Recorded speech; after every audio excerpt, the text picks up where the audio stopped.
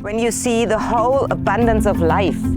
all the small fishes, when you see baby sharks sleeping under the structures which you planted, when you dive over the thing which you created together with your colleagues, is an unbelievable gift.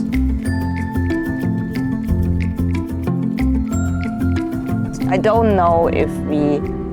will get ever a huge success as an operational task force and diving center, but on the other hand, seeing these girls sitting on the boat and having shiny eyes, seeing how happy they are